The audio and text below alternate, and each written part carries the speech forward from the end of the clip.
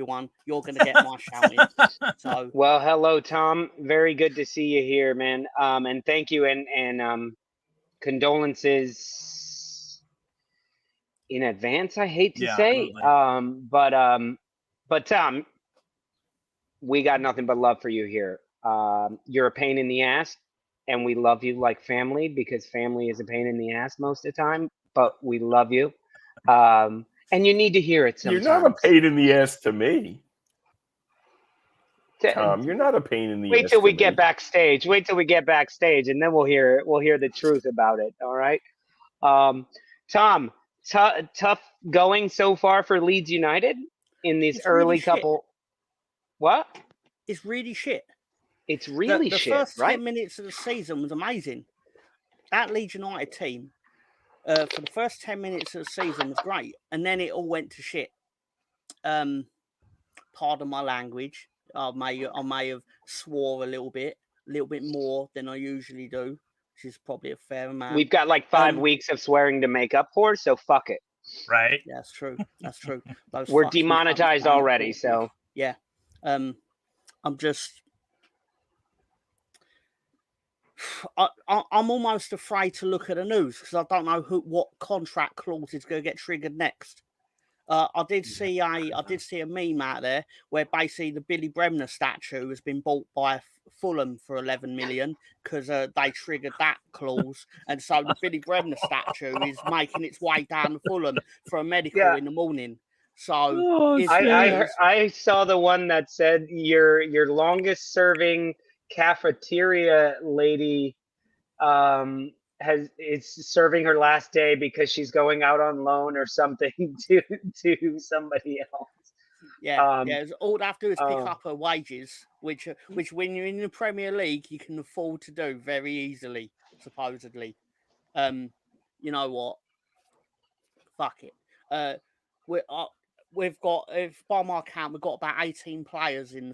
Chelsea have got double the amount of players that we have.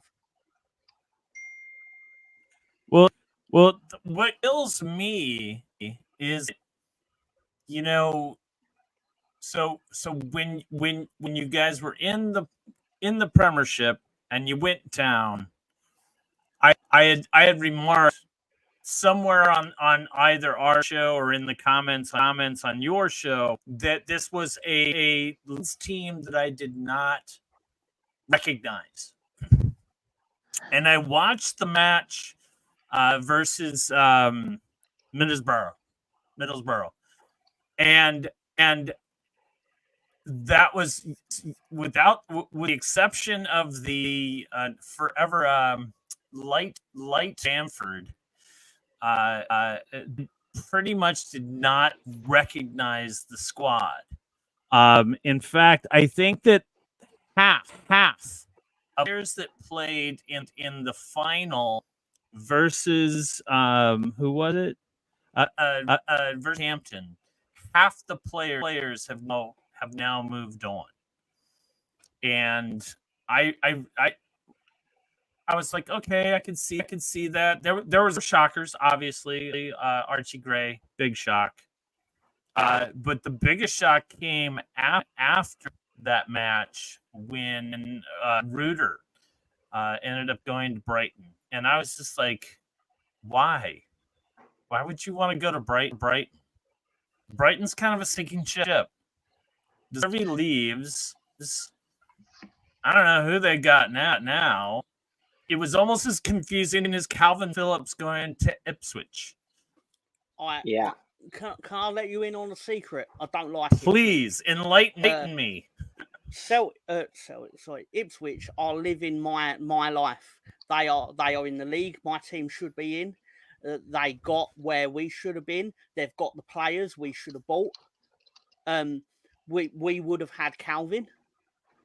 People tell me I'm wrong, but I'm pretty sure we would have took Calvin back. I agree with that. Making me feel crazy. Don't get me wrong. Spoiler: they are going to win the Premier League because it feels like Selwick. I keep saying Selwick. Ipswich are the sort of team it feels like they fall upwards. Even when something goes wrong, they end up with 3 points. And they're you know what? The Premier League will probably take 3 points off Everton and give them to Ipswich, because that's how it feels like. They're luckies, and they're going to beat Liverpool tomorrow. They're definitely going to beat Liverpool tomorrow. I'm very sure of it. Yeah, could be.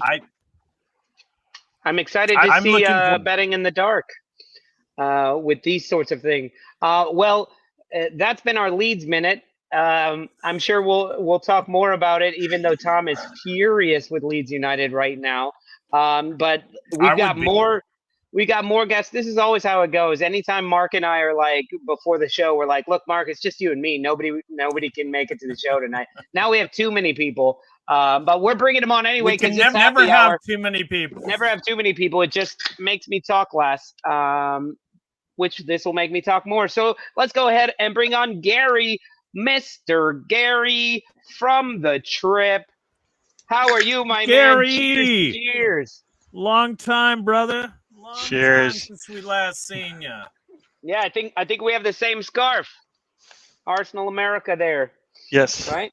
Yes. Yeah. Yes. Oh, Gary, that, by the way, the bruised banana you got behind you, I saw this guy today. I was walking to the store, and I saw this guy in a button-down, bruised banana, button-down like polo type, collar shirt, and I'm wearing this one, and we're like looking at each other from afar, like, wait a minute. And as we pass, he goes, "Come on, you Gunners," and I was like, yeah, I thought so. I just didn't want, I didn't see any Arsenal thing on it at all, and I was like, I've never seen that shirt. Anyway, Gary, how are you, man? It's been so long. It has. I'm doing well. Hello, Lolo, Mark, Lonzo, Mr. Tom, and everybody in the chat. Welcome back. It's been a while. We've been away, but we've been working on our material. So we got more material for you than you've ever seen before. We're gonna have a lot of fun this season. All right? Right? We got a lot of fun. Yeah. Right, Mr. Tom? Right? Are you pitching your show already? I'm not pitching my show. I'm pitching this show. We are actually live on Gary's I'm on the channel. stoop. It's happy We hour. are live on Gary's channel as well. That's why Moss came on saying, Gary, I fell asleep on Friday, and you look very different. You look like Lolo. But we are live on Gary's channel. And hell, early doors, if you want to link and make us live on your channel as well, feel free to do that. I see you down there. We'll bring you on in just a second. But Gary, if you guys don't know Gary, of course all of you do, but follow him on the trip. Gary is also all over the place on all sorts of Arsenal podcasts as well. And Mr. Tom is on that show as well. Are you doing 10 a.m. tomorrow? Because that's during the you know what? The show always goes on at 10, no matter what. Sometimes it's a road trip, and if you know anything about a road trip, guess what? You don't know where you're going. Ask Mr. Tom. I mean, right. Mr. Tom, you still there? Yeah, I'm sorry. I'll be honest. I've not paid attention to a lot of that because I'm just thinking of ways that I can have Ipswich killed. There you go. See, this is how this goes. He's thinking of knives and daggers and spikes and poison and anything he can think of. I hate football. Yeah. It's the worst. It's just a thing that makes you feel shit, and then it makes you feel the absolute worst you can, and then it just adds more to it. Adds more. It just I'm sorry you're going through that. I am sorry you're going through that. Tom has a lot to be angry about. Tom has a lot to be angry about because, like, his first string goalie gives up 3, and his replacement gives 3. And it's like, why are you digging in, man? Why are you pouring salt? What is going on, Mark? If this is the way that you shoot pain, please stop it. I was able to watch both matches, and I was excited to be able to Leeds play, and I was just like, oh fuck. And then, exactly. Give that man a card. The Kip Cup, which is like a cup that doesn't matter. And I'm like, oh, Darlow's in. This could be better.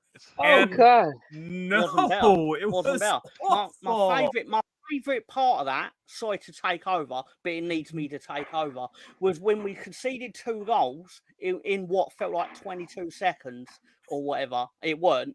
That's not factually true. But as the great Lolo always says, I don't know why I said great Lolo. He's the host. Yeah, that is magic. I was just saying, yeah. Oh, look at this, man! You see what you did, Mark? Now everybody's just jumping on board. You know, kick a man when he's down. Everybody's picking him up and then knocking him down again. They're not even. Speaking of West Ham, let's go ahead and bring on our new friend Early Doors so he can talk shit to Tom as well about Somerville. Early Doors. I don't get why. Early Doors. I don't know. You went out, Good morning, good evening, 7 million players. Hey, good why evening. do you need my best one? You don't need him. You're not going to play him. You're not. I mean, I don't know why I'm saying it to you. Hello, sir. Well, you know the thing, Mr. Tom, innit? You know, from Wolf Street, greed is good. That's what it's all about, you know. So of course, Somerville is a great signing for us, and I mean, like, you know, it was a great player for you guys, and we're looking forward to what he's going to do with the Mighty Hammers, basically, yeah. And Lola, Spawny, you know, Alonso, thanks for inviting me onto the channel as well. You know, I appreciate it. Yeah. Thank you very much. Welcome. And I just want to add, thank you very much for $45 million for Max Skillman. Lopez must have really wanted it, because I think did JB overpay $45 million? Yeah, I think it's possible that we could have just slightly overpaid for the player. Just slightly overpaid, yeah. Yes. But didn't you guys get rid of Ogbonna or no? Yeah, Ogbona's gone now. Yeah, we released him. You got rid of Ben Rama as well. Yeah, Ben Rama, he moved on. He's gone as well. Fornals, he's gone. We're still trying to get rid of Zuma. We're not too sure if he's with us or still over in Saudi, but he failed his medical. Surprise, surprise, with his knees. Hey, too many cats. Yes, yes, it's true. It throws your knee out. They don't weigh the same as a football, so you kick a cat the same way you kick a football. It throws your knee out, man. It's so isn't Zuma your captain? Bowen's now the captain. Okay, right. Okay. Yeah. You know, he's finally announced that he's the one. Very good. I mean, I've always been impressed with Joey Bowen as a West Ham player. Though he always gives Arsenal fits. Respect him as a player, and he's been good for England. Seems like so. Yeah, I mean, I was wondering about Kurt Zuma because it seems like he's not an ideal West Ham captain. So I'm kind of glad that, you know, as a kind of not a fan, but I'm kind of glad that Joey Bowen got the captain's armband.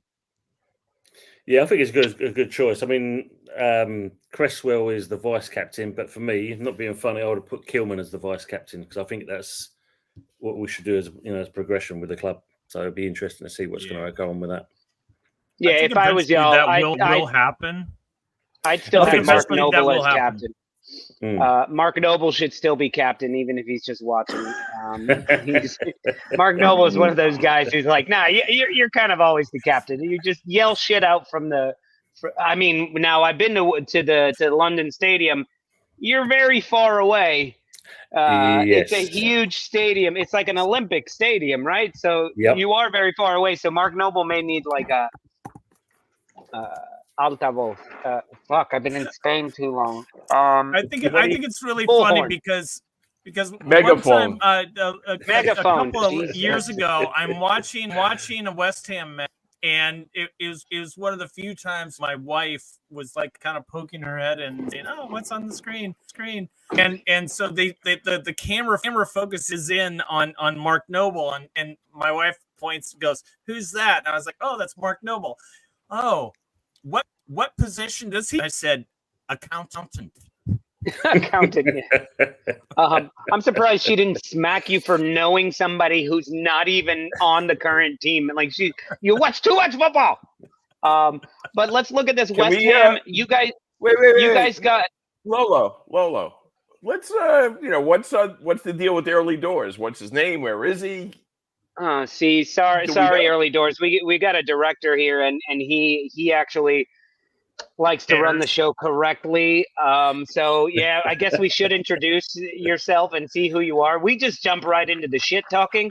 Early Doors, tell us a little bit. Do you want us to refer to you as Early Doors, or did your family give you a proper name? And There's a few where are you names. from? Who do Yeah. you support? And do you have a channel? All that shit. Yep. So basically, my channel is what you can see here underneath me is Early Doors Football TV. My name's Tony. Originally from the East End, so I was literally 10 minutes away from what was Upton Park. Now live out in Essex in England. All right. And what do you cover? What do you cover on your channel? Basically, I do West Ham stuff, but I also, fun enough, have quite a good affiliation with a few Arsenal channels as well.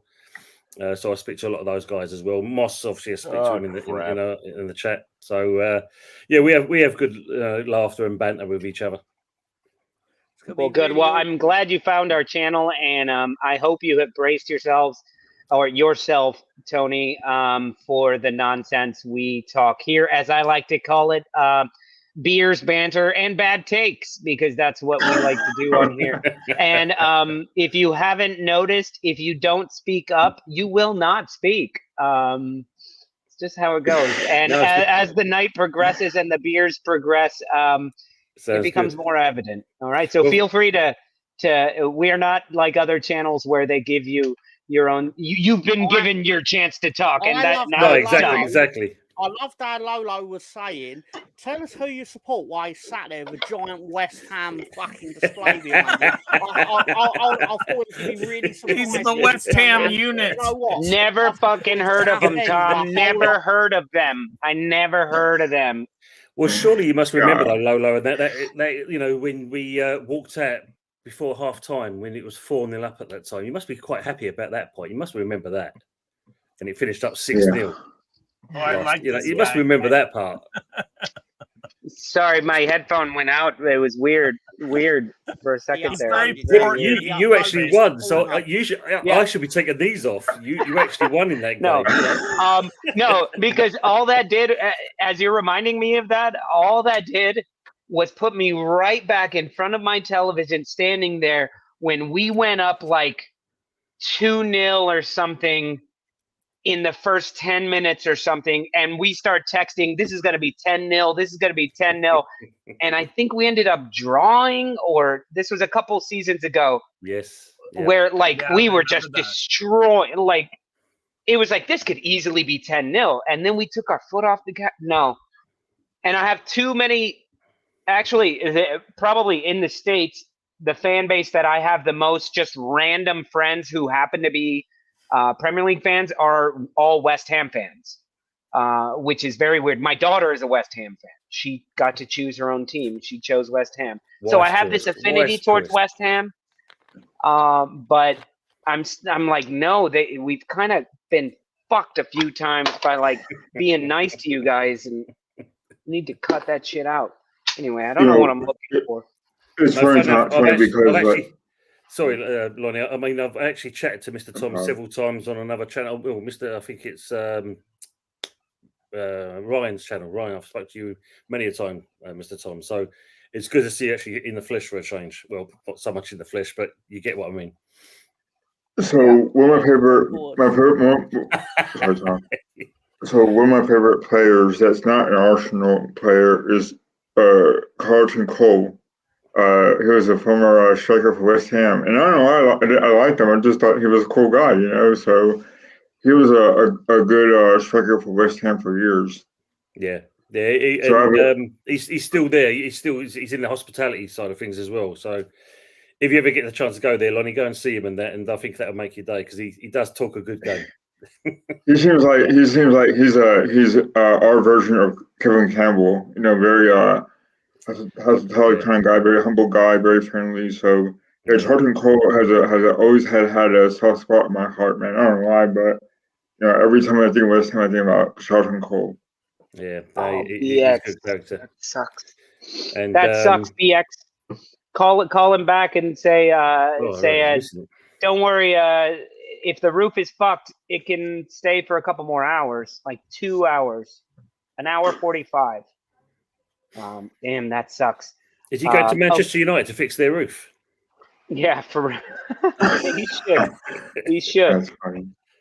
Well, speaking of Manchester United, Manchester United kicked off the Premier League season this season I don't know how that match got chosen as the Friday night match. I don't know who thought that was going to be a barn buster or whatever they call it. Were you guys impressed with anything you saw tonight?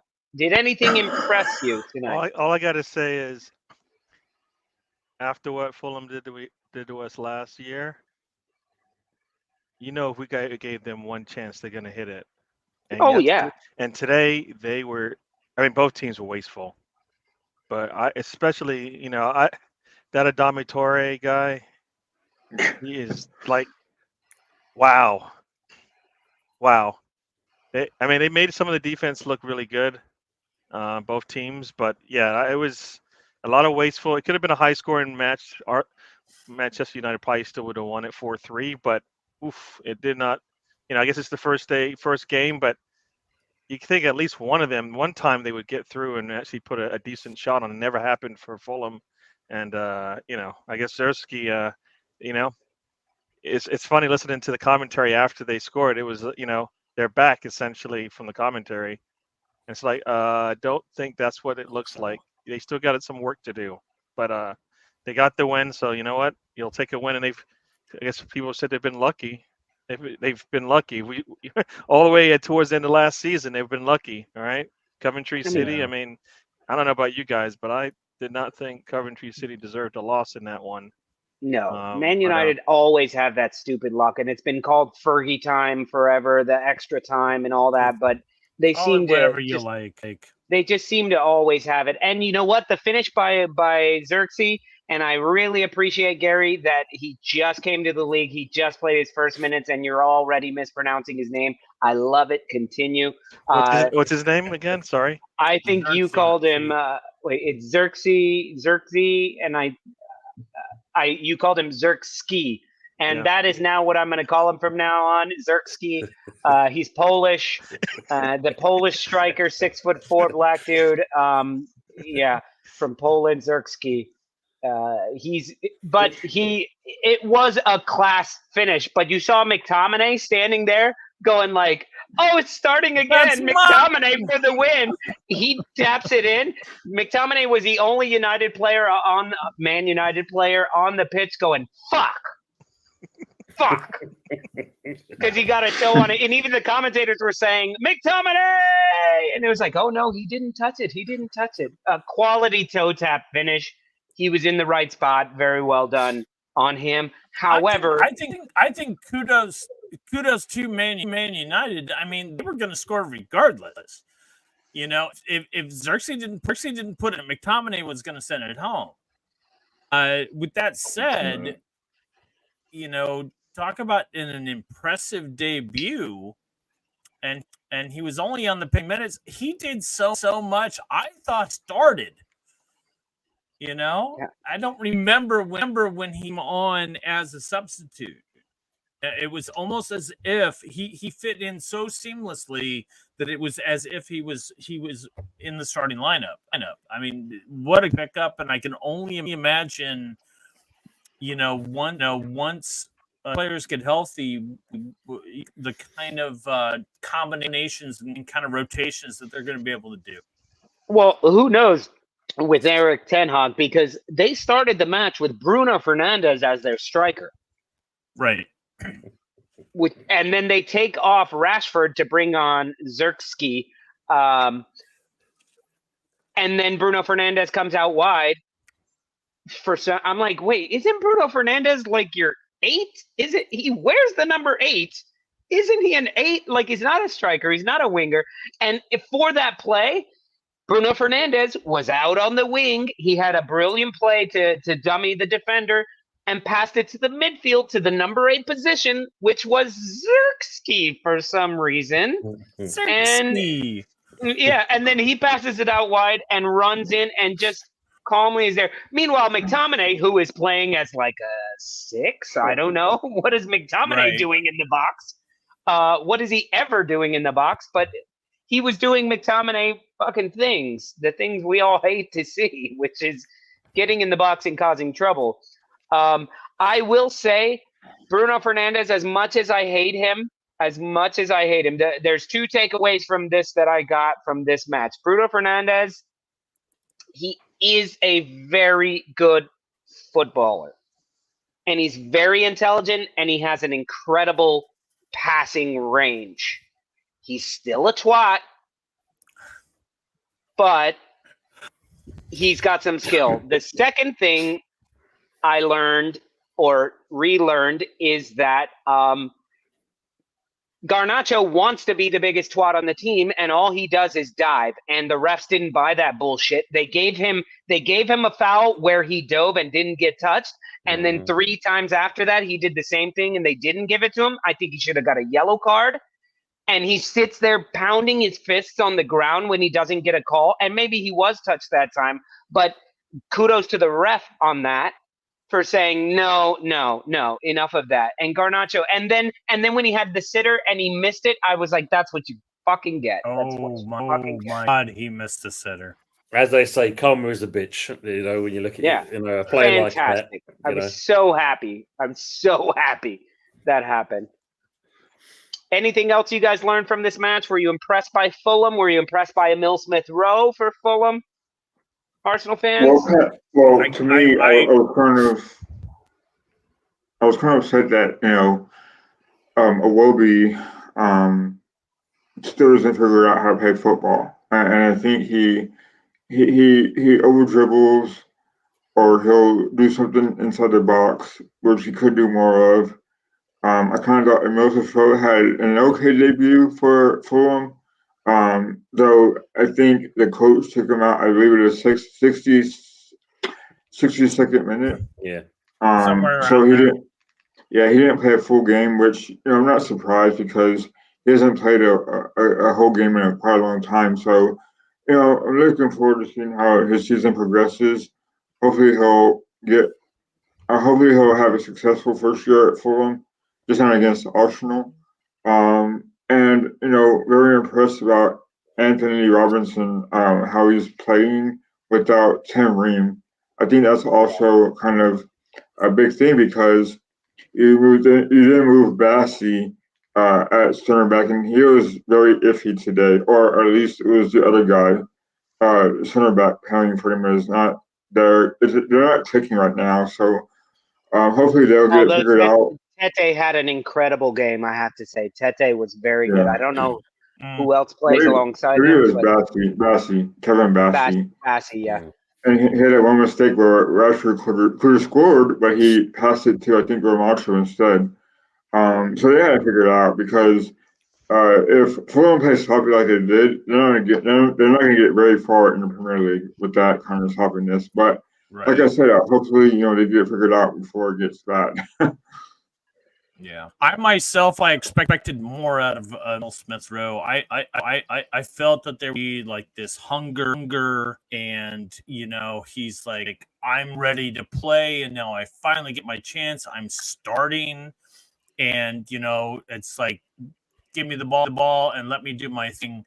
There was this kind of tentativeness with his, and what I didn't particularly care for is that I felt that he held position very, very well against United, and then he's replaced by Kearney, and Kearney a yellow card like 5 minutes after he subs for Emil Smith Rowe, and I didn't really care for that. I wanted to see him kind of finish things out. I love that Mark's microphone is doubling, so we get double his brilliance. Yeah, I don't know what setting that is. He's like, I'm not going to get to talk a lot, so set it on double so I can hear. So you can hear I'm making up for past seasons. I'm very for all you out there who are listening to my garbage and having to hear my you don't have to do that. We're already hearing it. The problem is you're not hearing it. No, and it doesn't happen every time. It's very weird. I don't hear it at all. Yeah, I think with the Smith Rowe thing, I think if you look at it, for all the period of time he's sat on the bench for Arsenal, you've got to consider that he's not exactly fully match fit. Yeah. So I think if you look at it, the game time he got today, it's good to do that, and I think in the next couple of games, you'll see progression and fitness levels will improve. I mean, I think I know Arsenal fans didn't want him to leave, But for me, what's the point of sitting on the bench and just kind of watching Right. things going on? He's got to look at himself. He's still young. He wants, he's got to still prove a point. There's a chance he could, possibly kind of be called up for England if he kind of does well with Fulham. But you are not going to do that if you sit on the bench for Arsenal, unfortunately. Yeah, I am one of those fans that did want to see him go because, as you say, he needs minutes. He's not going to get it with Arsenal. He was part of the change.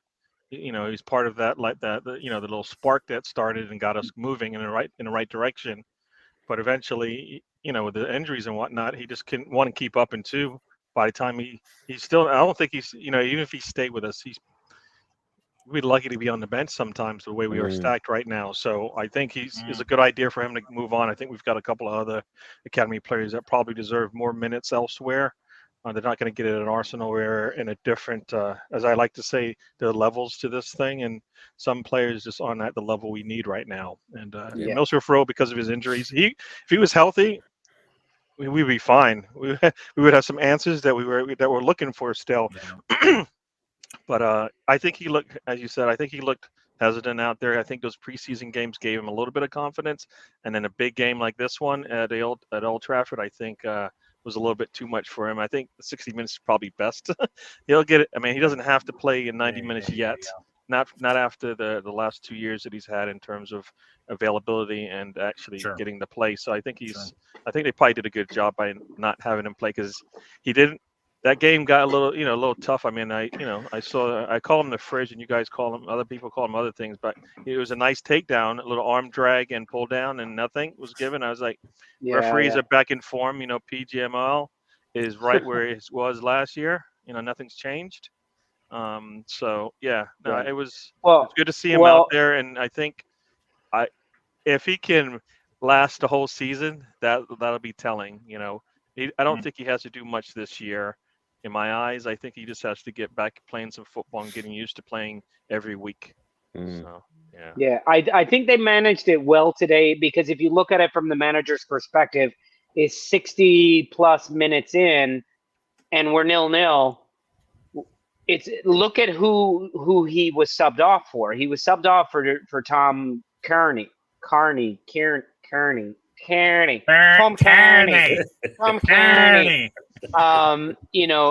A very established player, a smart player, a leader on the team. They're number 10.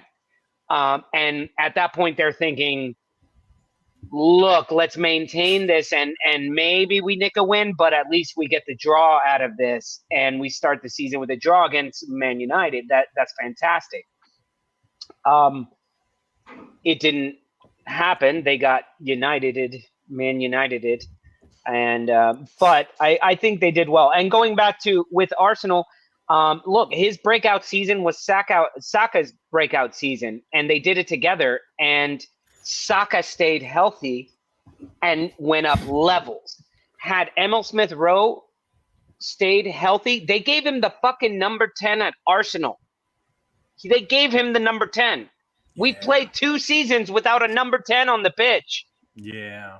Because we gave it to him and he couldn't stay healthy. We were ready to give it to him. So to me, there's no love. I have a lot of love for him. I love that there's like all the swimming photos of the Fulham team and he's swimming in the pool with his shirt on like a Mexican. I can say that because I'm Mexican and we swim with our shirts on. It's just something we do. But like he won't take it off because he has the Arsenal crest on his tattooed on his chest. And cheers to him. But it's like I'm happy for him to go and do something. But I also recognize it wasn't going to happen here. We've moved on. We've moved on from him. Well, I mean, he had his chance. It was very obvious 2 years ago that you guys had planned to move on from Emil Smith-Rowe because you guys, with Odegaard when we signed Odegaard. No. Yep. 2 years you got Trossard, which allowed that Russian. It was before that, and then you guys got Halvert, who was kind of sitting in that little like I don't know if I want to call it a false nine. I don't know that much, but it seemed to be that those two players basically spelt the death knell for him. I really liked him for Arsenal, had high expectations, and unfortunately, I don't even think it was more injuries. It was more like Arteta preference. He would have played if he was healthy. I have no doubt about Exactly. that. I mean, he was outside of like the few players we have now that have hit double figures. He's one of the last players to do it.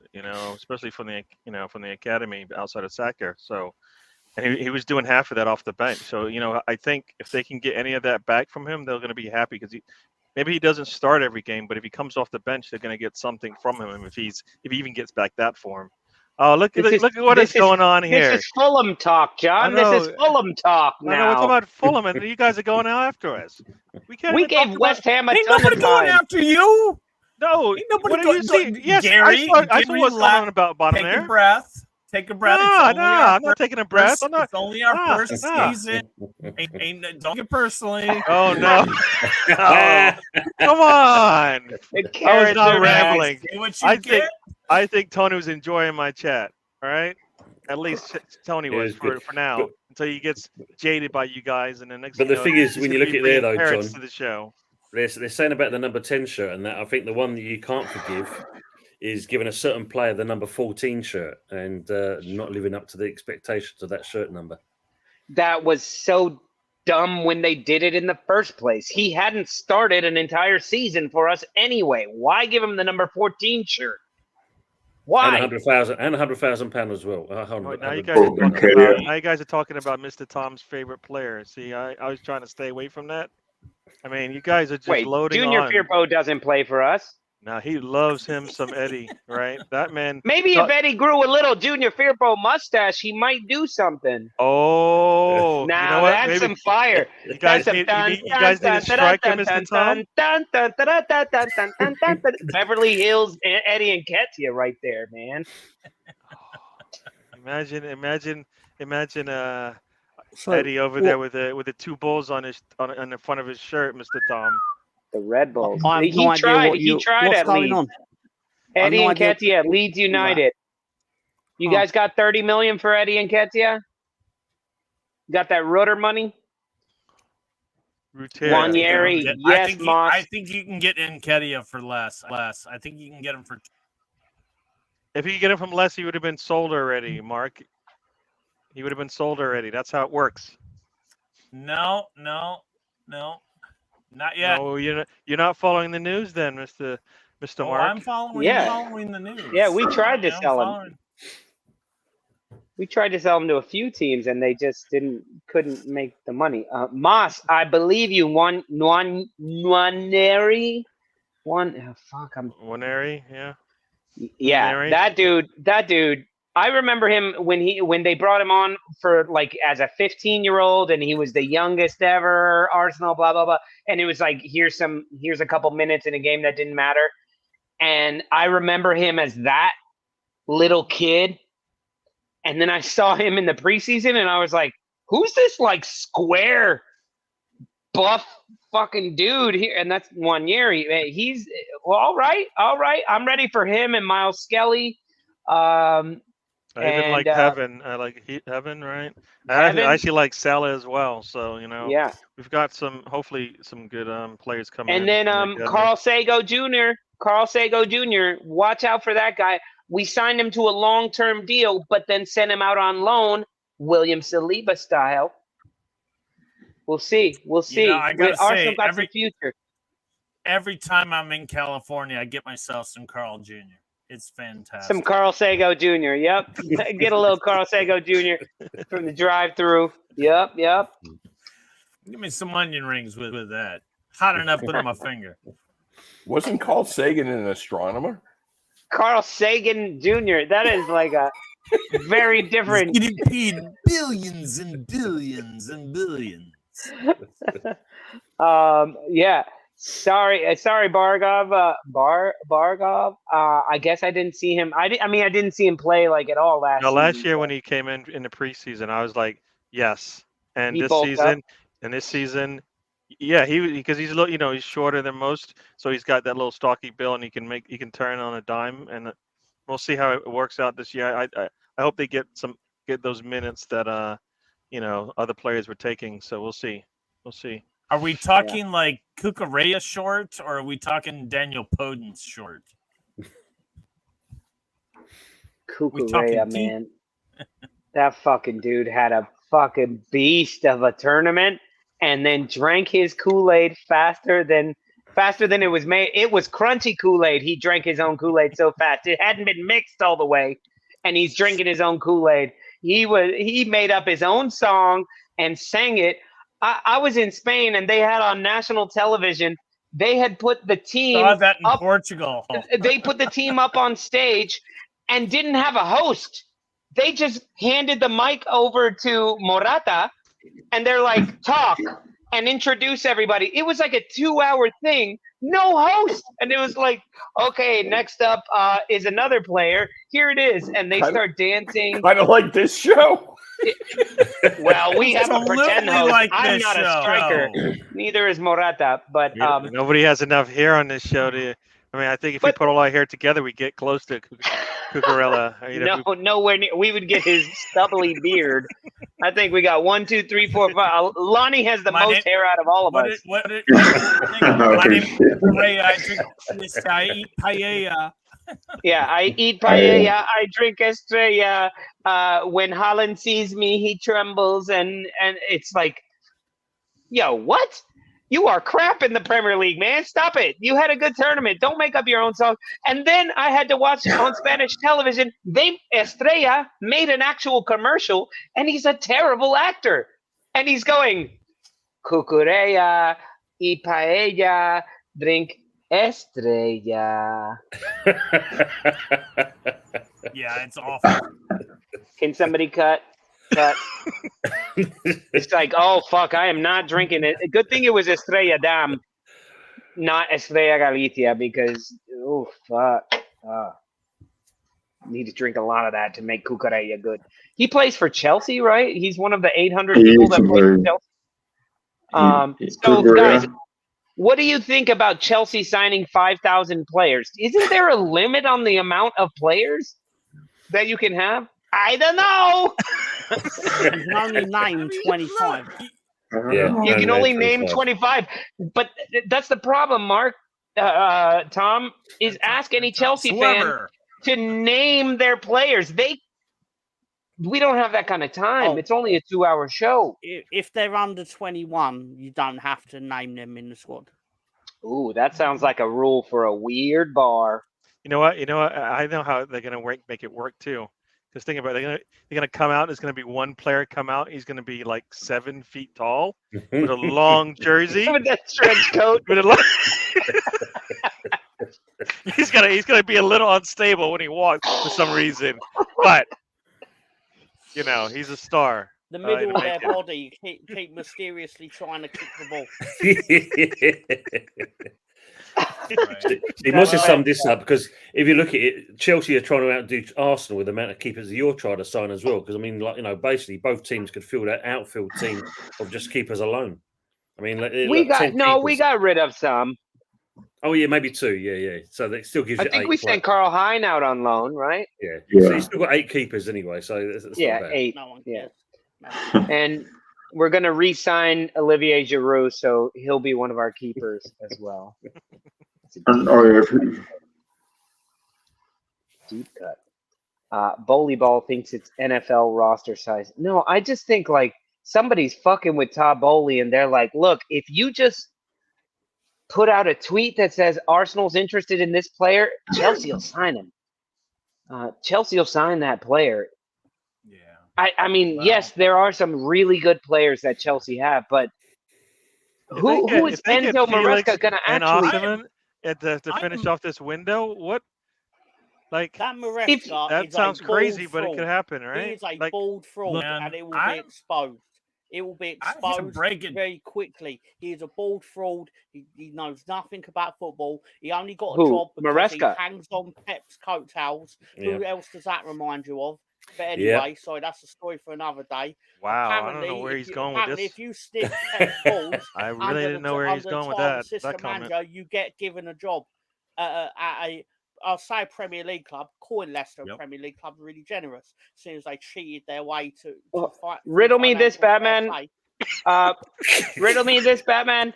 Where does Maresca come from? Because I don't know anything about him. You said he comes from Pep's balls, but Yeah. where? Left, right. Center, down So the he was cleftal part horizon. Listen, part of his I'm coaching not the staff. full expert theory. He was part of Man City's coaching staff. Coaching staff, yeah. Then of course, then he got the job for Leicester and that. And I think if you look at it, what Mr. Tom's alluding to there, and that once they realised they're going to come into the Premier League and probably be docked 10 points, and then suddenly someone said the Chelsea job's up for grabs. Ta-da! I'm gone, and he was there. So I think he jumped ship early before the 10 points come in, and now he's at Chelsea. And yeah, I think I agree with Mr. Tom. It's going to be the jury's out, and I don't think it'll be long before he'll probably be the first casualty, if not Ten Hag. I'll tell you something I agree with Mr. Tom on, right? Because he's a sharp fella. What I actually agree on is with Mr. Tom is that the actual manager that will end the season with Leicester will be Bald Fraud, because Chelsea will sack him within 6 months. Leicester are going to go, actually, you know what, Steve Cooper, see you later, because they're probably going to be near the bottom anyway. And everyone knows if you're in that bottom sort of 5 around Christmas, you ain't long for your job. But anyway, and tell me I'm wrong. Anyway, fuck it, I forgot what I was at. Fuck, Bald Fraud. Just fucking Bald Fraud's going to get the job. Bald Fraud's going to be back. Sorry, Bald Fraud's little Bald Fraud friend. Because Pep is also a Bald Fraud. Because Pep is for a bald coach. fraud. He's done pretty well with himself. Pep's done really well. Pep's done really well, being handed job after job where he has the best team in the league that he's in. Pep is a Bald Fraud as well. And everyone that spawns off of him is also a Bald Fraud, apart from Arteta, who is a Bald Fraud with hair. Lego head. Yeah. Well, it's not been proven that there is actually real hair there. I think it might be a Lego thing that he takes off at night and then he puts back on. So, yeah. Well, guys, Director John is urging us in the direction of the betting in the dark. It seems that we have skipped completely over our halftime break. So, how are you? What are you saying? We had a 5-week break. What's that? We had a 5-week break. We had a 5-week break. All right, so let's go ahead and kick off betting in the dark with Mr. Tom. And if you need to actually take an old man wee break during this, Mark's gone already. Feel free to do that. And here we go. Let's do betting in the dark with Mr. Tom. Betting in the dark with Mr. Tom. Come on, love, place your bets.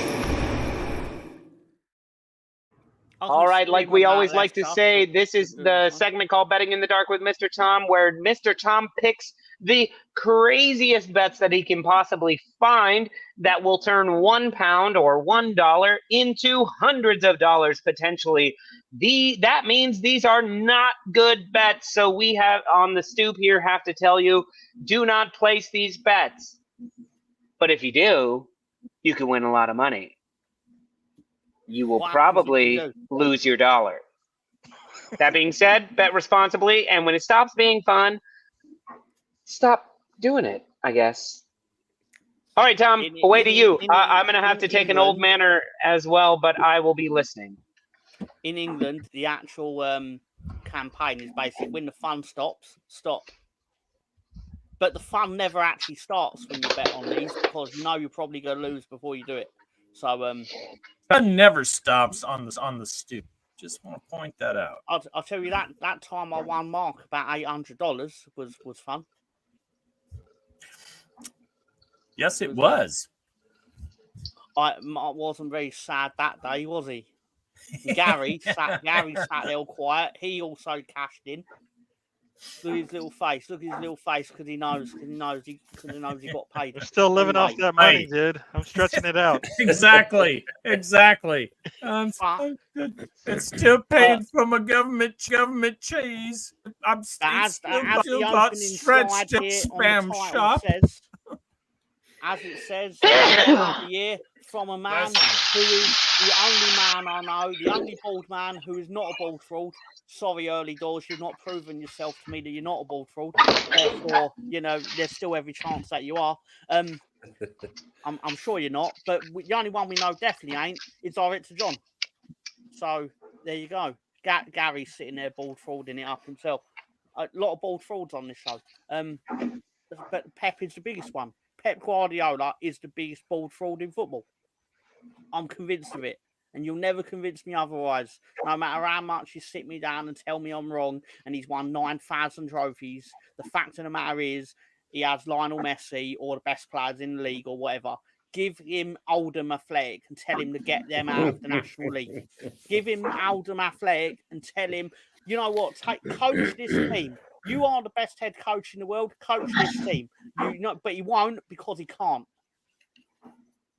Anyway, sorry. Thank you, Director John, for giving me my soapbox.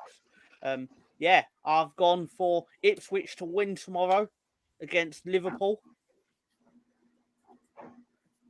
That's right. I've gone Ipswich to win 4-3 because we love a high-scoring game on the old opening game. So Sammy Smodics to score a debut because of course he will because it's Ipswich, and Mo Salah to score because it's Liverpool, and I believe you still get awarded a penalty if you go down under contact in the box. Therefore, he's probably their penalty taker. 4-3. Net yourself 200 times your stake. Ipswich are going to win the Premier League. You heard it here first. Yeah, that's right. They're going to finish above Arsenal, Gary. I said it. Yeah. Well, now they have play the Calvin first game, Phillips. right? So if they do win, you mean for like an hour, right? Is that what you mean? For about 2 hours, they will. Can somebody explain to me the correct trajectory of Phillips? You leave Leeds United when you're going to be relegated. You go to City. You barely play a fucking minute. You win 2 titles, and you go to Ipswich. It makes absolutely no sense to me. Can you imagine him on the grounds at Ipswich, just like, oh yeah, I want titles. Well, and they're all like, fuck off. They are gonna pay his wages. They are basically topping up his income, and he's gonna shit ass them back into the Championship because I've asked him to do that. And I know I'm saying that after I've just said that they're gonna win the title, but I'm doing the thing where I don't want it to happen, so I'm gonna say it's gonna happen and reverse psychology it, because I'm petty like that. Petty man. That's not no one. No sense to me.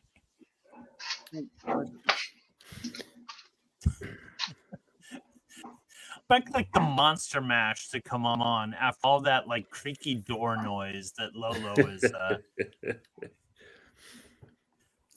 He needs to invest in a can of looking at my WD-40. Premier League. I got nothing there. Jesus Christ! Who ate some tacos there? Well, when I heard the water rushing earlier on, I thought Lolo was in the John. I thought hearing the noise going in the background. I mean, yeah, it's quite bad. Don't forget as well, Mark. Phillips was at West Ham for last season and basically did nothing. No, he did. Calvin Phillips only wants to play in one place, and he clearly only wants to play at Ellen Road, and Ipswich are going to find that out. Yeah, I agree on that. Right. Well, I'm No very excited about Mr. Tom's bet because he has the Wolves, Arsenal 3-1 with I'm sorry, Kai I've just got a Havertz. feeling. Oh, I love this feeling from you, man. I've got a feeling that basically Arsenal are going to open the scoring. all the Arsenal fans are going to get little erections, or big erections. I'm not the erection judge, but they are going to get erections of varying sizes and shapes. And then they'll be like, it's going to be our year. It's going to be our year. And then He-Chan's going to go, is it though? Because I'm number one. And then he's going to count the amount of goals. That is right. And I so desperately want to create a T-shirt that says number Huang. You know, kind of complete with like the spin, but I love it. I love it. I don't know if I love it enough to put $1 on it. But it would feel so good. It would feel so good to beat the Arsenal. That is crazy. How was my mic turned on to my headphones? I muted my mic and then I went and opened the door, shut the door, all crazy screeching crap. And then I come back and my mic was on my headphones. Has my mic been on my headphones this whole time? Must be. We heard we it all. heard it all. Do I sound different than I've sounded? You need to take some Like on your headphones, and your headphones on your AD, mic. all that stuff. Something Both. is going on in there. I mean, something went up there and died, as the man said years ago. Bremner's Ghost, would that not be a kicker? So Fuck, we would do happy hour on Sunday. It would rival man of the match if Arsenal lose to the Wolves. Have Wolves ever won Stoop Derby since we've been doing the show? Yeah, yes, Okay. we have actually. First year. I think the first season. I think we beat Arsenal. And then you almost beat us the second game that season, and Lacazette scored in the last second. Yeah, we came back to win. That's partly what. No, I think it was Gabriel, because it feels like you never beat Arsenal. No, it was a shot. It was a cross from Pepe that Lacazette put away. Remember that? But I think we were losing and we scored one. No. It was the one with the where he has that really beautiful like back of the ball and he kind of spins and scores. That was fucking the only one you won. Mark, you love when I bring this up, was the David Luiz red card. Yes, that's the one. He stepped on his heel. He stepped on it.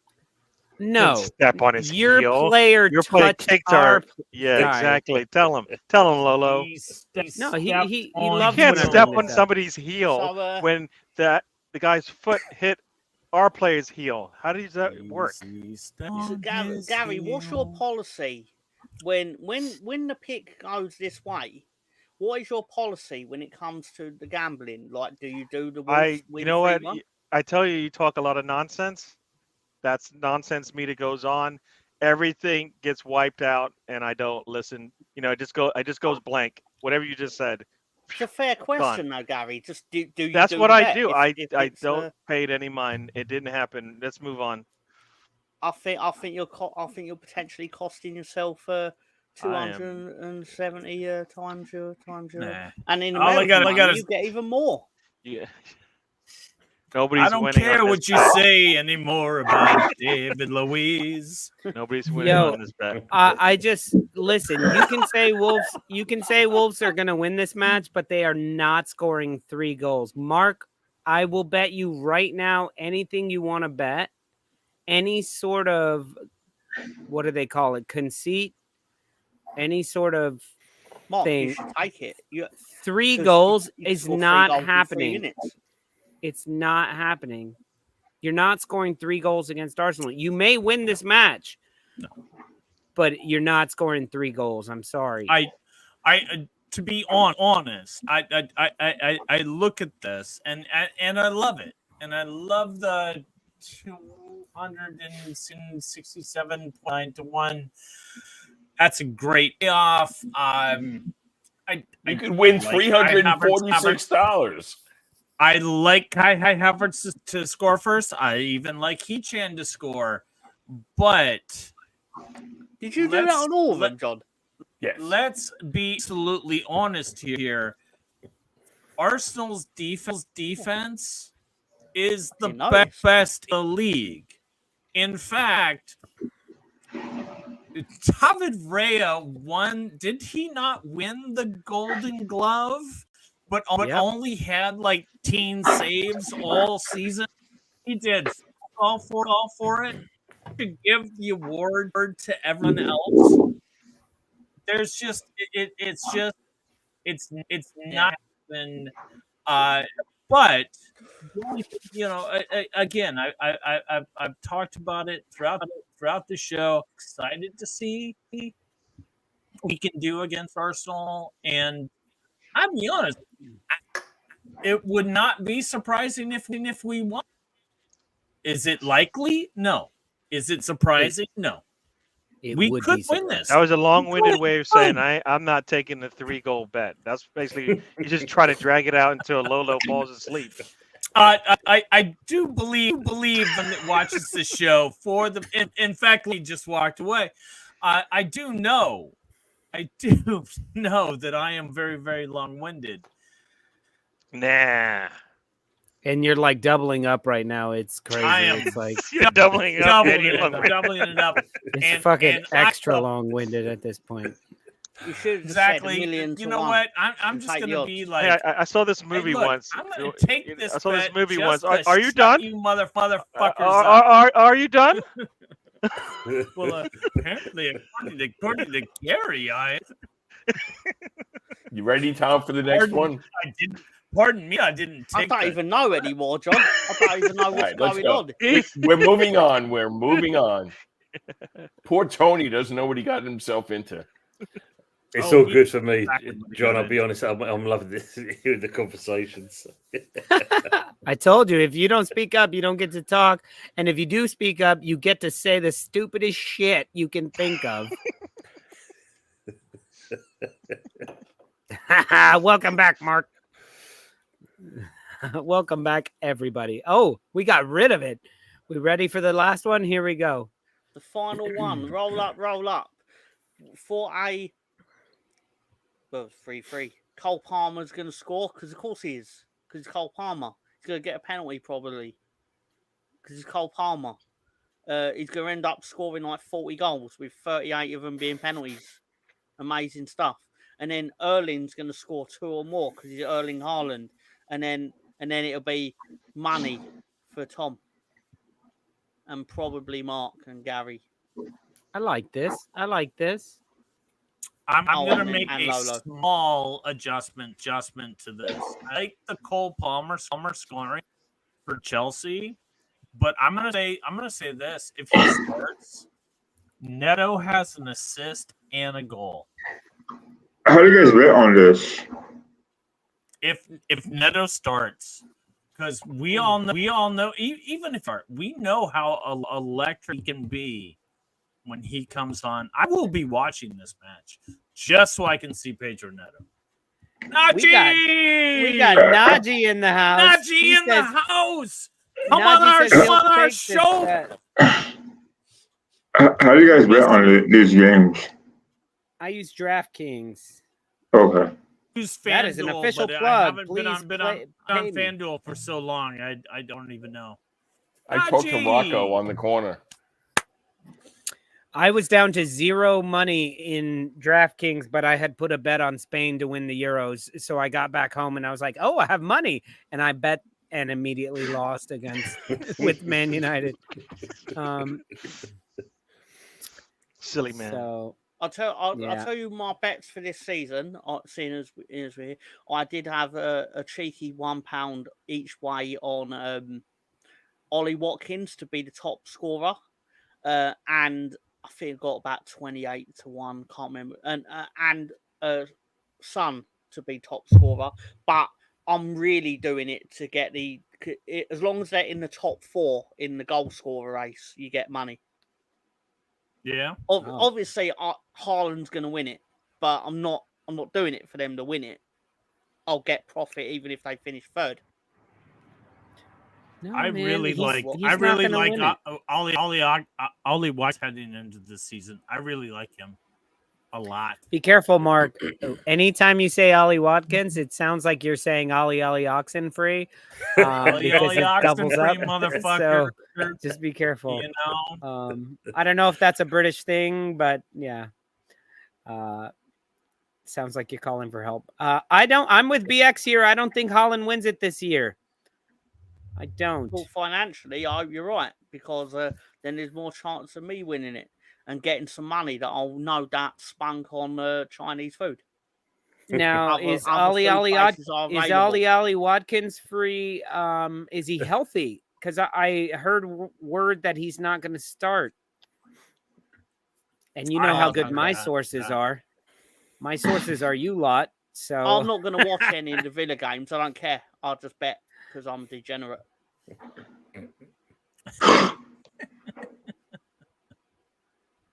Yeah, I'm going with Kai Havertz for the Golden Boot.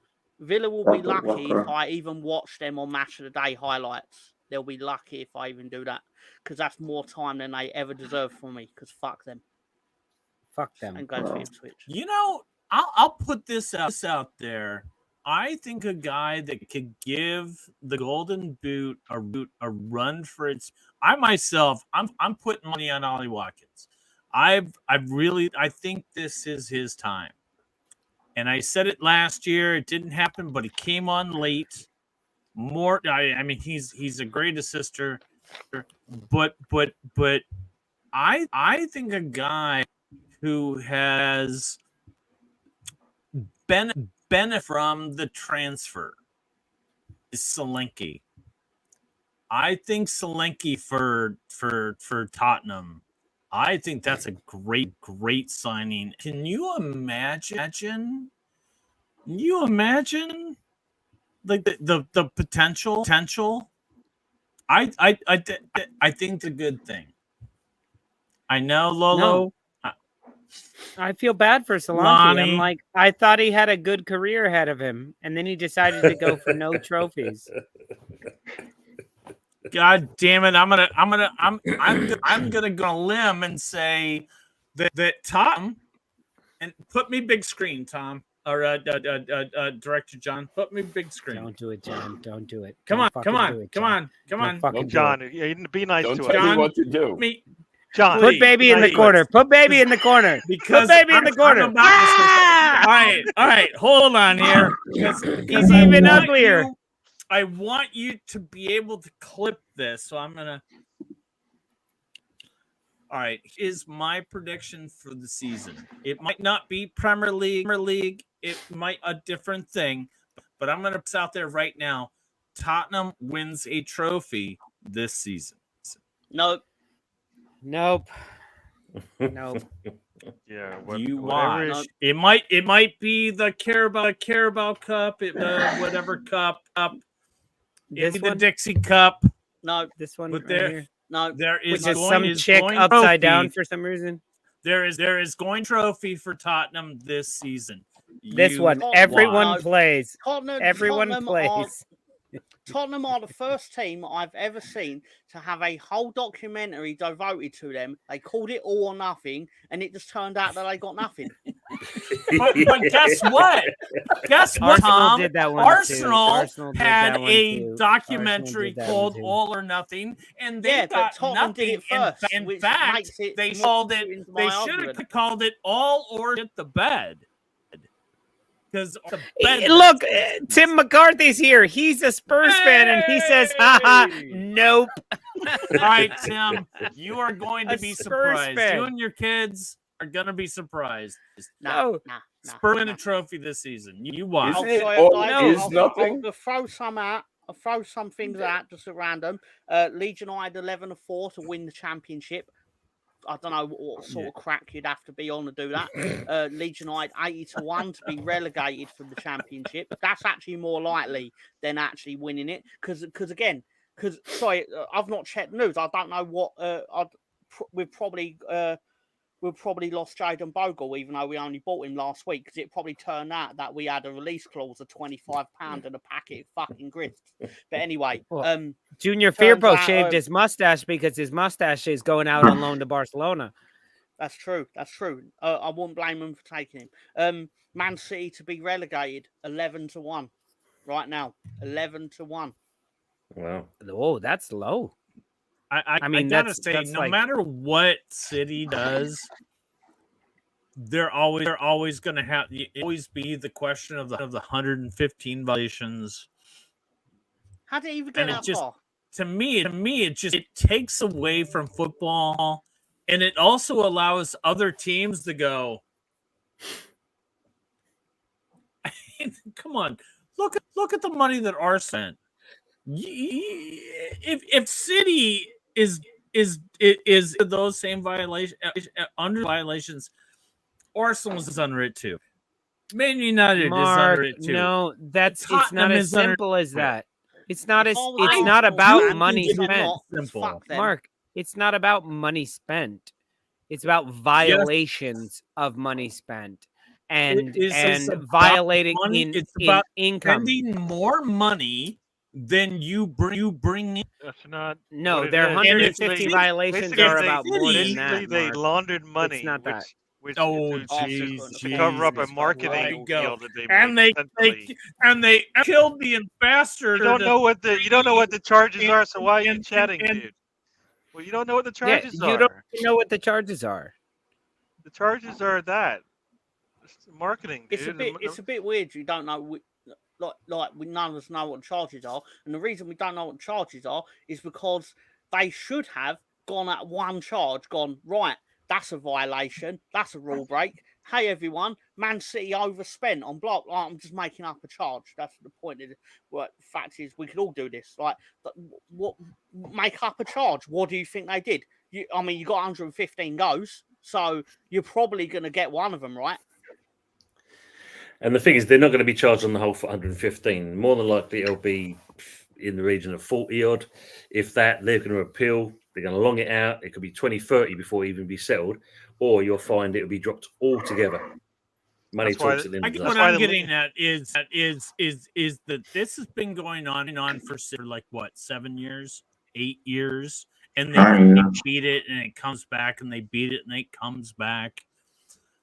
But like I said, it's for every charge that City has, there's another team that has the same charge.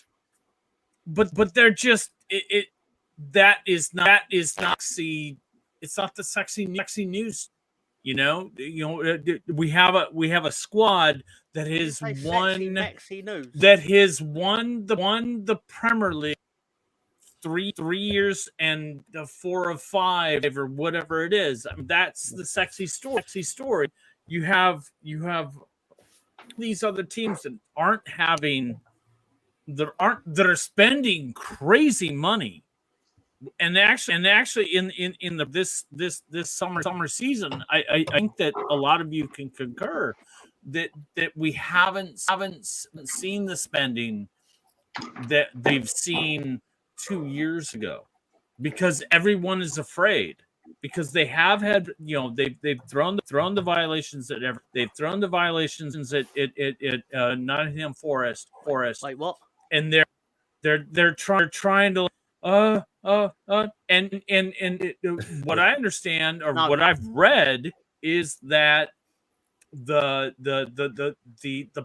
penalty moved forward has been reduced. It's no longer a points violation as much as a money, a fine. What? What? I have a question. What are you talking about? Terrified? West Ham have gone out and bought back 92 footballers. That's how I'm scared of FPR. But West Ham's spent like these players. I mean, Jesus Christ, they sold Rice for what 20? I want to know how Tony went from the outside of the stadium to the inside. It's financial fair play, John. That's how that goes. He walked up to the gate and they went, "Oh, hello, Tony." As far as I'm concerned, they don't even need to go to trial. The fact that they even delayed it this long with the whole back and forth should be easy enough for them to just charge them. It's their league, right? They're in charge of it to some degree, right? What's the Exactly. point of They logged it. That's the thing. They've let them get away with it. I mean, if you look at it, they recently charged them, fined them £2.5 million for basically, was it 22, 24 infringements where they delayed kickoffs, longed it out, etc. But £2.5 million, that's nothing. That's not even interest payments for them.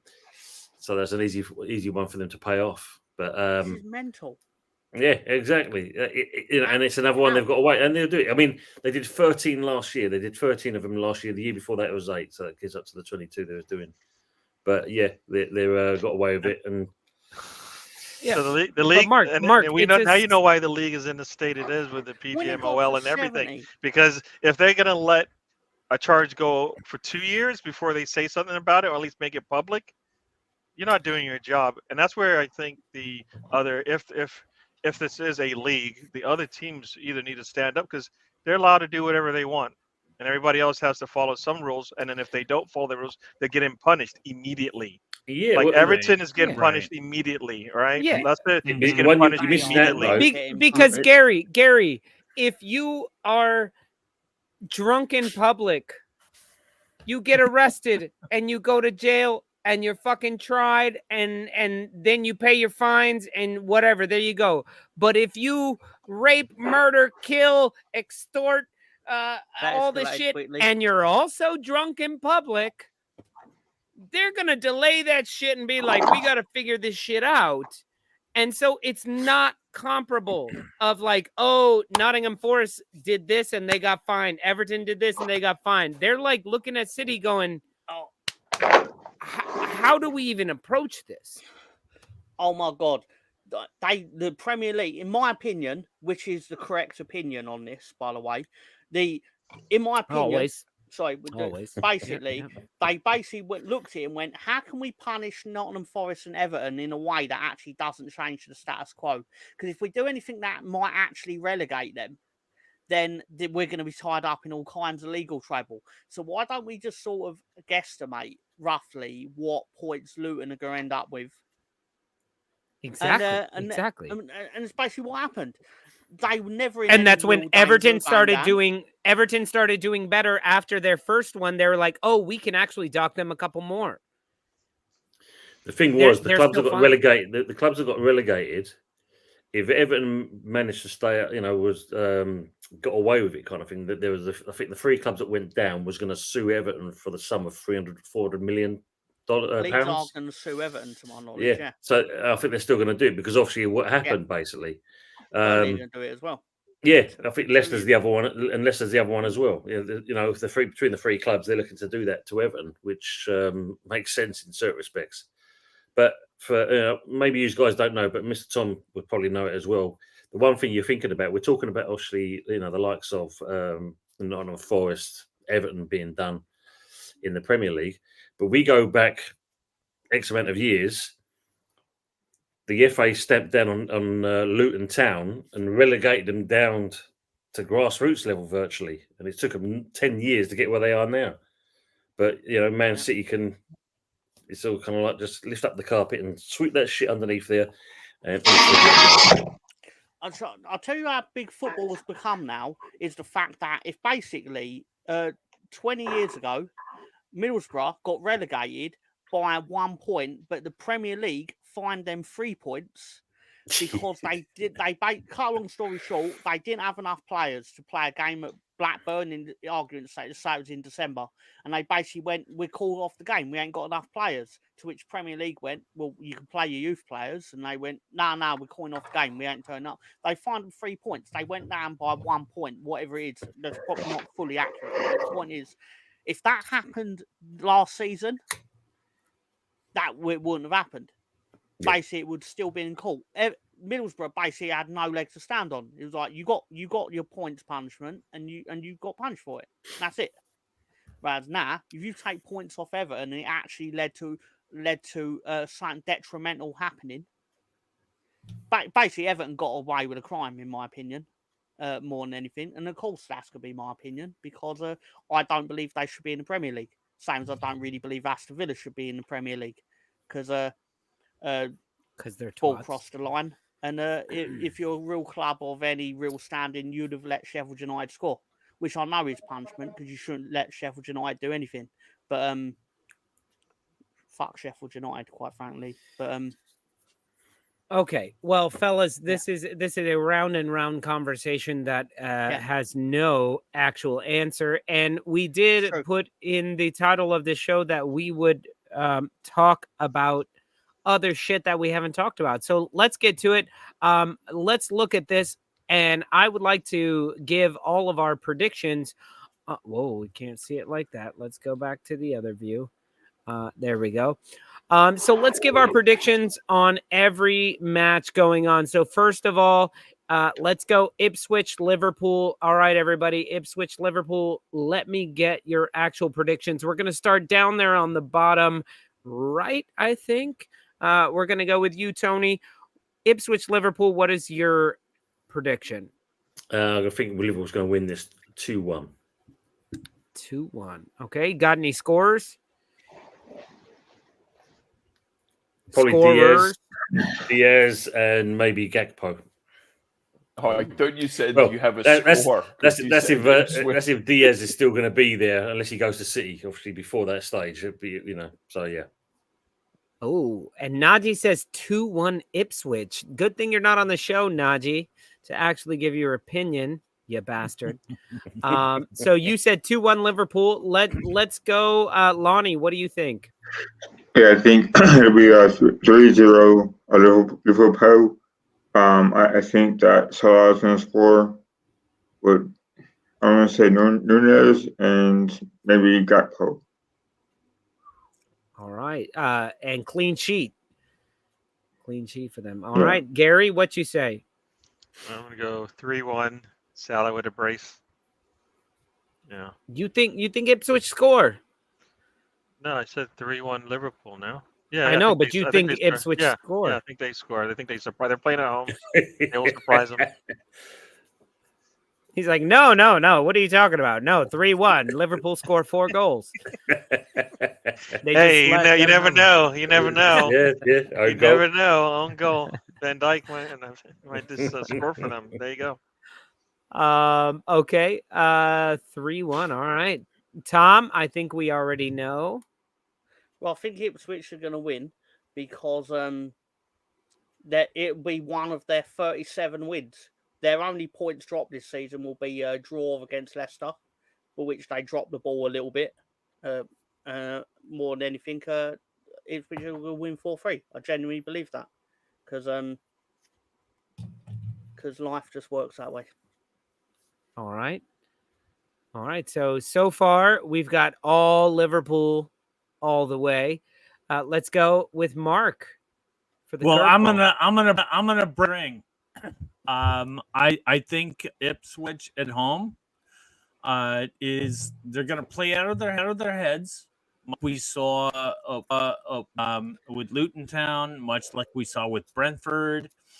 And I also did I think Arne Slot, which is weird to say, with Liverpool, I think he's going to wait to get his victory. I think he's going to wait till he gets it home. I think Ipswich plays out of their fucking head, and it's 1-0. It's 1-0. 1-0 Liverpool. At home. 1-0 Ipswich. 1-0 Ipswich. I think Ipswich wins. Lonnie is writing a thesis. Lonnie is writing a thesis right now. Lonnie is actually our he's our stenographer. How freaking big are your fingers? Because it's like dum dum dum dum dum. I was mocking Lolo. Good online, hopefully.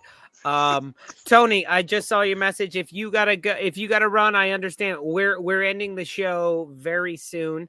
But if you gotta go, feel free to go. We're gonna go quick fire through the entire match day tomorrow. Anytime you gotta bounce, feel free to go. That's sure. No, I just didn't realize the time in that. I mean, this is quite good. Different. It's different. Put it that way. We never realized the time. We're all world. Well, literally, that's probably the 3 best, hours. the best comment work. we've gotten. So, it's probably the best comment we've gotten is it's different. It's different. That's what we aim for. I'm being polite, of course, but no, I've got literally working about 3 hours time, so I'll get Oh, some wow. sleep. Fair enough. Good luck to you. Well, Cheers. you know what? From here on out, we'll go ahead and send you the link every Friday, and if you can join for 20 minutes, 30 minutes, whatever you can do. This is happy hour. It's like being at a bar. You walk in, you talk some shit, and you go home whenever you got to go home. All right. No But we problem at all. appreciate having you on here. Stay as long as you like and leave whenever you need to. All right. Brilliant. Thanks, guys. All right. Look after Cheers, yourselves. guys. How Cheers, we cheers. never get offered that? You stay the fuck right there, Tom. I don't care what time it is. Don't you dare And where- dare and- move. We have And your- where we have and your where is IDs. Finger the Duck? Where is Finger the Duck? Mark is very angry. I'm also angry. Where is Finger the Duck? Mark You is get art. very- You get, Wait, what? What the hell's going on? This And on was that note, left here Jed, from the last happy hour, and I don't That's remember brilliant. what we were talking about, but I was bored enough Mark to is draw. very unhappy. Mark is very unhappy. I need to draw a little beard on there. Hold on. Hold on. take care, gents. I'll see you all soon right, see you. next time. All Cheers, right. Johnny. Take Um, care, pal. Thanks for joining. I'm us. actually gonna go with a 1-1 Liverpool Ipswich. I think Liverpool get an early goal, and it looks like it's gonna be a blowout. But then something calms down. They get too confident, and then Ipswich find a way to equalize. I'm going Calvin Phillips 1-1. scores from 50 yards. Sure, put that bet down. All right, next up is Arsenal Wolves. What are we thinking, Arsenal Wolves, guys? Let's go, Lonnie. Arsenal Wolves. Wow. I give you one, Mark. I'm to Arsenal. What did you just say? I'll give a goal to Mark. So it'll be 3-1 to Arsenal. Anyway, yeah. So I think it'd be Odegaard. Yeah, it'd be Odegaard scoring. I think Odegaard. I think Havertz. And I think maybe Martinelli. And then all right. I don't know who's going to score from Wolves, but I think they'll get one back past us. But I think it'd be a solid win for Arsenal. Bono, I don't think we've said hello to you since you've been in the comments, but Bono, much love to you. Glad to have you back on the show, my friend, as well. You'll All have right. to forgive us. We're rusty. We are rusty. All right. We are 3-1 from rusty. Lonnie. Gary, what do you think? I'm not piggybacking, but I had 5-0. Yeah, if we're going to get to where I want us to go, we're gonna have to do things like this. 5. Come out of the gates running, and we're playing at home. We got a really tough schedule in these first 5 matches. Just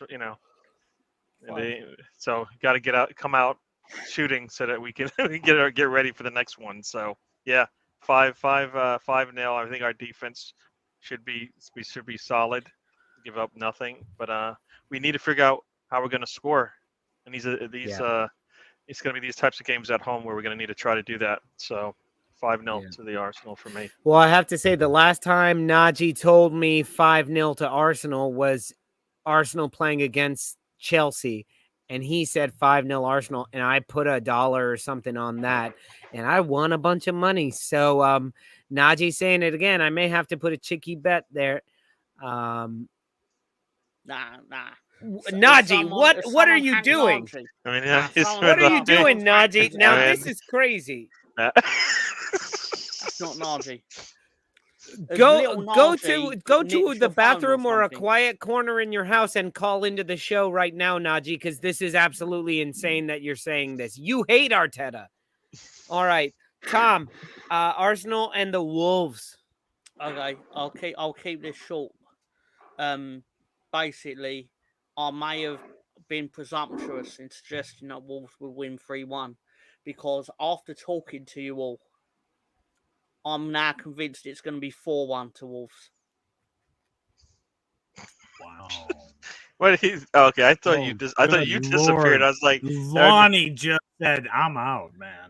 Lonnie just took the fuck off.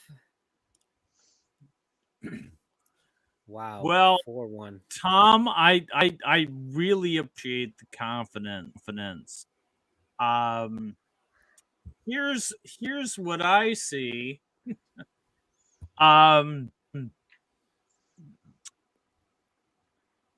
Man, I have a lot of hope. I really do have a lot of hope, and is a damn thing. I do believe that it is going to be very similar to last time Wolves played. And even though we had a few people suspended, and we're going to have Nelson Semedo suspended for tomorrow game, I think Arsenal comes out to a 2-0 lead. Wolves will score, and those Arsenal fans will get a little. That's a bum. That's a squeaky bum right there. You can zoom in on it. That's a squeaky bum. And I think a lot of shots on goal. David Raya will make some great saves. I think we will remain, but I think it's going to be 2-1 Arsenal. Sorry, Wolves. Wow.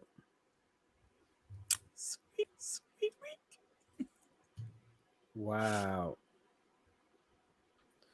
Okay. Did you take a screenshot of that? Yeah, I'm sending Lolo? what Najee just sent to my Arsenal fan group. that's I mean that's there's Alcohol Anonymous, there's Crazy Anonymous, and I think that needs to go there. And he needs to call someone up and have a Wow. chat. Najee doesn't drink. Najee doesn't drink. That's why I the said thing. Crazy Anonymous. That's just crazy. He needs to talk to someone. No, he's got me all flustered. Now I'm like, fuck, I don't know. Maybe I should go 1-0 or something. No, I'm going 2-0 to the Arsenal. I think Wolves play a decent game and they keep us out, but we get a set piece. I'm going to say Gabriel first goal, and then Kai Havertz with the second goal. Yeah, 2-0 to Arsenal. All right, guys, we have 23 seconds to get through the rest of this. Everton, Brighton. I'm going to say Brighton. 14-1. I don't know. Brighton. No, that's a draw all the way. 1-1. Everton at home? No, Everton's winning. 0-0 for Tom? me. 0-0. Good one. Yes. 0-0. You mean? 0-0. Right. I say Brighton win 2-0. All right. was Newcastle, moving on. Southampton. No, it'd actually be really Newcastle. handy if the ground could open up and swallow up both teams, because I don't like Both Everton, teams would be and I'm good. increasingly don't like Brighton. So basically, if something like that could happen, it'd be really handy.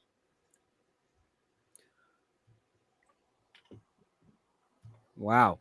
All right. Newcastle, Southampton. I'm going to say Newcastle. as much as I think it should be Southampton's 3-0, getting relegated. I think it's going to be 1-0 to Newcastle. Anybody else care? I think Newcastle will win this one at home 2-0. Isak will be healthy 9-0 to start the season, so I think Isak will have a brace. I will put a bet down that Isak does not get a goal this game. I think Newcastle is going to blow out Southampton 3-0. All right, Forest, 9-0. Bournemouth. 9-0 to Newcastle. 9-0, says Mr. Tom. I'm going Taiwo Awoniyi with 2 goals. And Forest win 2-1. I'm going to go Forest at home. Bournemouth misses Solanke. Can't quite get it going. And a goal by The fuck is Morgan Gibbs White? Going 3-0 for us. I think Tyler Ford Roberts, 22-0. okay.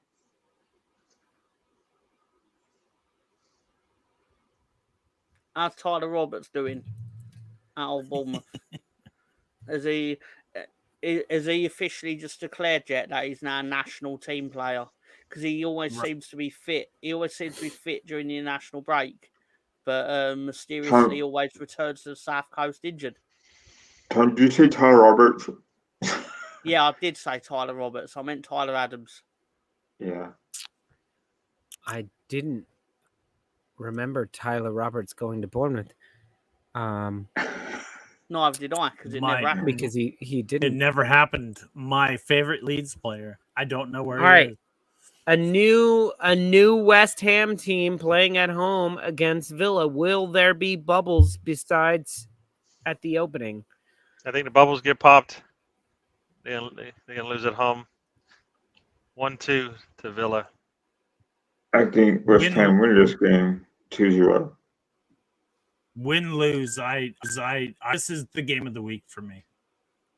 This is gonna be a lot of fun. Both these teams have fantastic signings, and this could be cool. I think I'm gonna go with.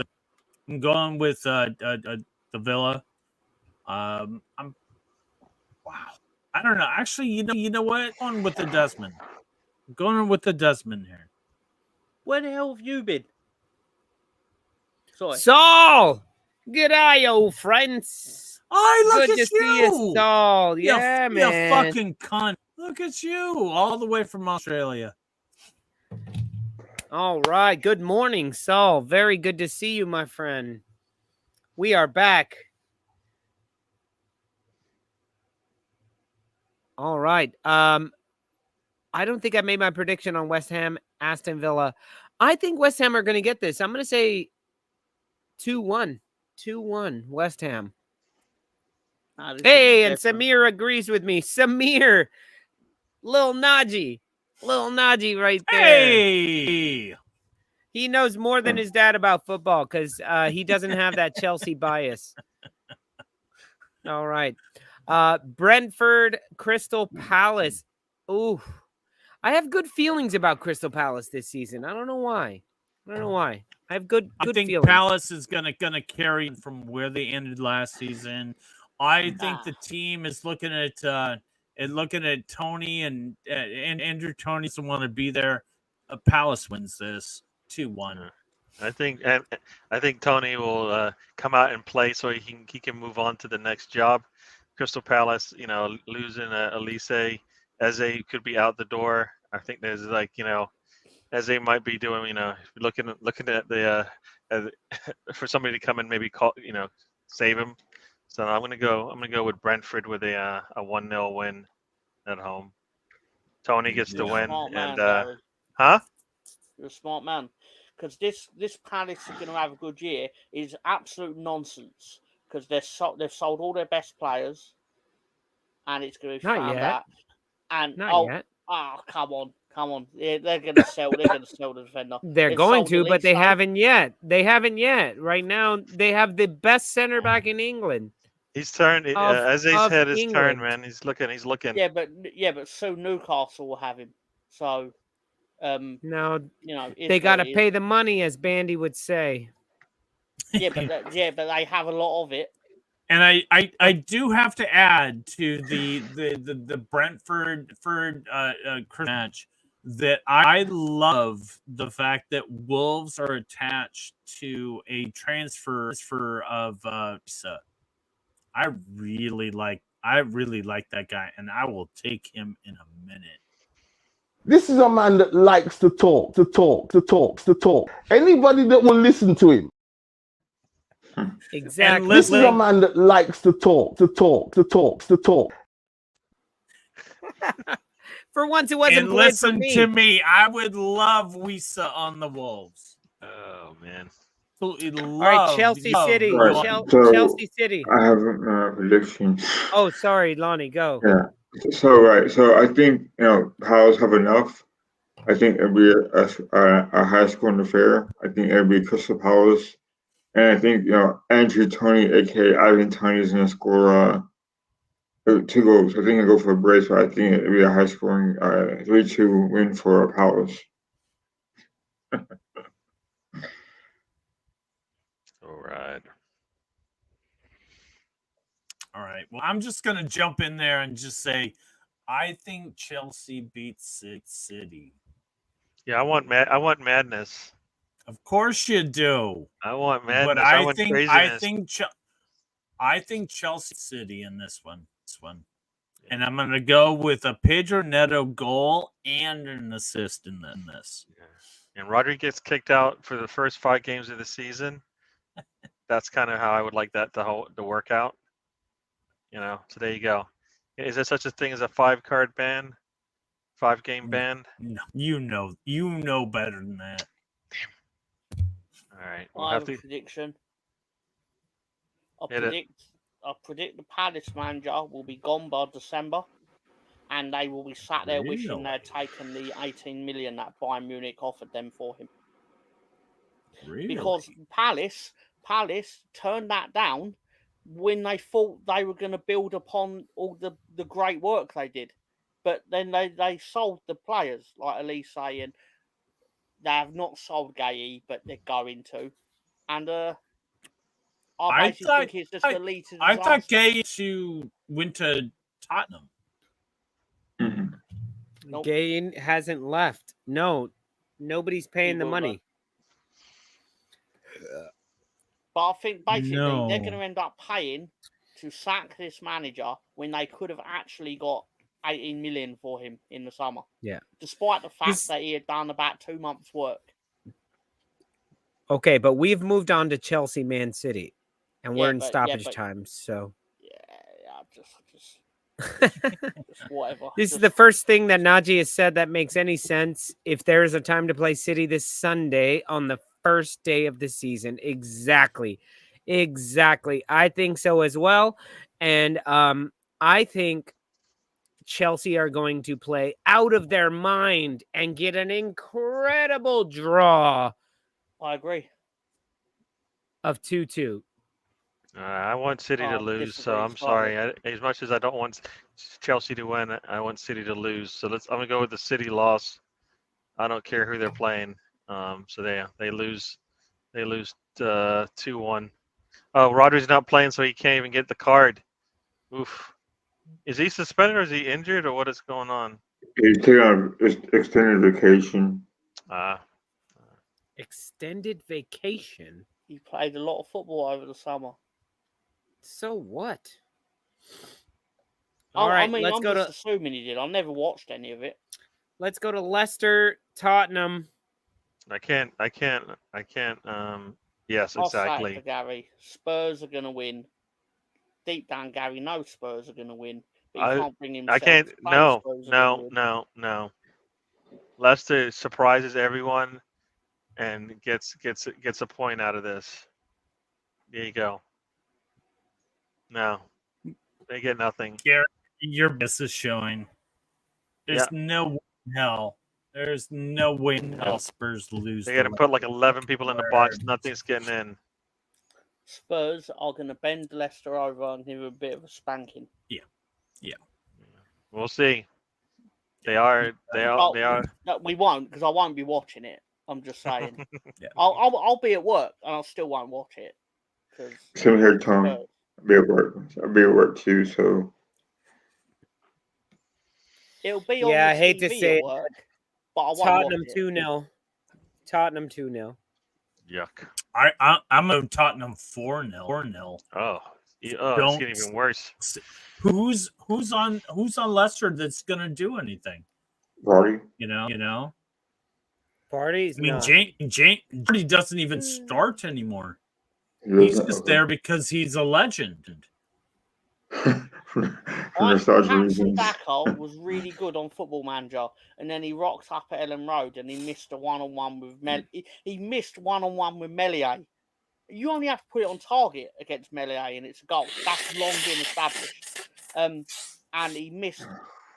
He cost him the game, and I've never. In my eyes, he's finished. I don't care if he's got another 15 years of his career to go. It's finished. So for me, I'm going 1-0 to Leicester. That sounds great and all, but that's an Arsenal fan saying that. Yeah, I know a little bit. That boy good. Mark is making the most sense he's ever made. Because he's on mute. I don't like a lot of these things. By blowing his nose? He's on mute. That was the best take he had all day. I've been muted for take of the day.